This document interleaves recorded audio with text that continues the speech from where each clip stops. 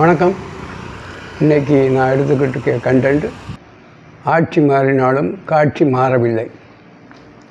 விஜய் ஆட்சி வந்தாலும் அரசியல்வாதிகள் மாறினாலும் அதிகாரிகள் மாறவில்லைங்கிறது தான் நான் தினசரி பதிவு செஞ்சுக்கிட்டே வரேன். இன்றைக்கி கூட காரைக்குடியில் ஒரு கிராம நிர்வாக அலுவலர் தலையாரியும் லஞ்சம் வாங்கி கைது ஆகியிருக்காங்க.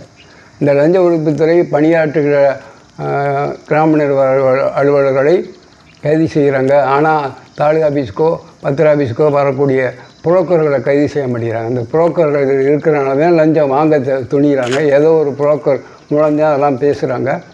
அதில் இயல்பாக கொடுக்க முடியாத மக்கள் தான் மாட்டிக்கிறாங்க அந்த அதிகாரிகள். எனவே காரைக்குடி சிவகங்கை லஞ்ச ஒழிப்பு துணை கண்காணிப்பாளருக்கு நான் சொல்லிக்கிறது, கண்டிப்பாக நீங்கள் அந்த தாலுகா ஆஃபீஸில் போய் ஒரு நாள் உட்காந்துருங்க. யார் வரான்னு ஒரு வாரம் வாட்ச் பண்ணுங்கள் உங்கள் சிஐடியை விட்டு. மறுவாரம் அவனை புறம் பிடிச்சி உள்ளதுக்கு போடுங்க. ஓய்வு பெற்ற அதில் அனைத்து பேரும் அதுதான் செஞ்சுக்கிட்டே இருக்காங்க என்பதை சொல்லி, நானுமே ஒரு துணை வட்டாட்சியர், ஓய்வு பெற்ற துணை வட்டாட்சியர், மக்களுக்கு சேவை செய்கின்ற நோக்கில் உள்ளவன். லஞ்சத்தை முடிந்தவரை தவிர்த்திருக்கேன். முடிஞ்சவரை தான் எங்கள் காலத்தில் தவிர்க்க முடியும். ஏன்னா எதற்கெடுத்தாலும் அரசாங்கம் அதிகாரிகள் எங்களைத்தான் அதை செய்ய இதை செய்ய, நான் ஆறையாக இருந்தேன் வெய்யாக இருந்தேன், சாப்பாடு வாங்கி போடுறதாக இருக்கட்டும், மற்ற ஏற்பாடுகள் எதாக இருக்கட்டும், ஒரு காலத்தில் நாங்கள் தட்ட முடியாது, செருப்பு போட்டு உள்ளே போக முடியாது அதிகாரிகள் சந்திக்க. அப்படியாப்பட்ட ஒரு காலம் இருந்தது. அதெல்லாம் மாற்றினவர் தான் புரட்சித் தலைவர் எம்ஜிஆர். பிறகு படிப்படியாக உயர்ந்து படிப்படியாக நாங்கள் வளர்ந்துருக்கோம். இப்போ விஜய் அதற்கெல்லாம் தடை விதிக்கிற மாதிரி யார் வந்தாலும் சில அரசாங்கமே ஏற்றுக்கணும்னு அதிகாரிகள் அதை சொல்லி லஞ்சம் வாங்காதீங்கன்னு பண்ணியிருக்காரு. வாழ்த்துக்கள் விஜய், சூப்பர் சூப்பர் சூப்பர். அவ்வளோதான் என்னால் சொல்ல முடியும். அதுக்கு எதற்கு சொல்ல வரேன்னா, நான் மக்களுக்கு ஊழியம் செய்ய அரசு ஊழியர் வேலை மாத்திரம் பத்தாது, அது ஒரு அடிமை வித்தியம் அப்படின்னு நினச்சி தான் என் மகனுக்கும் மகளுக்கும் நான் அரசு வேலையை வாங்கி கொடுக்குறேன். வேண்டாம், எனக்கு கலை உலகம் தான் பிடிக்கும், கலை பாரிசு தான் பிடிக்கும். இருந்தாலும் அரசியலில் இருந்தால் மக்களுக்கு சேவை செய்யலாம். என்னால் முடிஞ்ச அளவுக்கு இருந்தால் என்னுடைய மனைவியை நான் முதல்ல இந்த பகுதியினுடைய வார்டு கவுன்சிலராக ஜெயிக்க வச்சேன், அரசியலுக்கு கொண்டாந்தேன். அப்புறம் அவங்க ஒன்றிய கவுன்சிலர் ஆனாங்க. இந்த காரைக்குடியில் கழனிவாசல் கிராமத்தில் விஓவு காலனிங்கிறது அனைத்தையும் உருவாக்கினவர்கள் நாங்கள். மொட்டை காடாக இருந்தது, மொட்டை பொட்டலாக இருந்தது, ஒரு வீடு 2 வீடுகள் கிடையாது, அதுவும் டிரைவர்ஸ் காலனியில் இருந்தது. அப்படியேப்பட்ட ஊரில் ஏரியாவில் முதல் வீடு கட்டி வந்தவங்க நாங்கள் தான். மின்சாரமாக இருக்கட்டும், ரோடு வசதி, தண்ணீர் வசதி, குடிநீர் வசதி, சாக்கடை வசதி, ரேஷன் கடை, சமுதாய கூடம், அது என்எம்ஹெச், இது ஆரம்ப சுகாதார நிலையம், எல்லாமே கொண்டு வந்தது நாங்கள் தான். சுடுகாடு முதற்கொண்டு. அதற்கு பெரிய பெரிய அரசியல்வாதிகள்லாம் துணை இருந்தாங்க. நாங்கள் அதை தூண்டினோம். நாங்கள் ஆலோசனையின் பேரில் தான் அதை புற செஞ்சு இன்றைக்கு எங்களை சங்கராபுரம் விஏஓ காலனி பகுதி தண்ணீரை பெற்ற பகுதியாக இருக்குங்கிறத நான் மிக்க மகிழ்ச்சியோடு செஞ்சுருக்கேன். இதில் என்ன பிரச்சனை, இவ்வளவுலாம் நாங்கள் செஞ்சு வரும்போது கடைசி கட்டமாக இப்போ நான் காமிச்சிருக்கேன், ஒரு வீடியோ காமிச்சிருக்கேன், அதில் பாருங்கள். கடைசி பட்சமாக கழிவுநீர் கால்வாய் ஒரு 4-5 வீதிக்கு போட்டுவிட்டோம். கடைசியாக அதை கடத்துறதுக்கு ஒரு திட்டம் தயாரித்து எங்களுடைய இறுதி காலத்தில் தீர்மானம் நிறைவேற்றி சூரியகாந்தி வீதியில் தான் அதை கொண்டு கடத்தணும், அதை கடத்தி வேறு வழியில் விடுவோம்னு சொல்லி அதிகாரிகள் முடிவெடுத்து அதற்காக படம்லாம் போட்டு அந்த திட்டத்தை நிறைவேற்ற சொல்லி அதற்கான டெண்டர்லாம் விட்டு ஏரியாவில் சேர்மன் மற்றும் அனைத்து பொதுமக்களையும் வச்சு சாமி கும்பிட்டோம். ஆனால் ஒரு சில சமூக விரோதிகள் தங்கள் வீதியில் தண்ணி வரக்கூடாது, எங்களுக்கு சாக்கடையை வேண்டாம் என்று அதிகாரிகளை மிரட்டினார்கள். அதிகாரிகள் அவர்களுக்கு விளைவு விட்டார்கள்.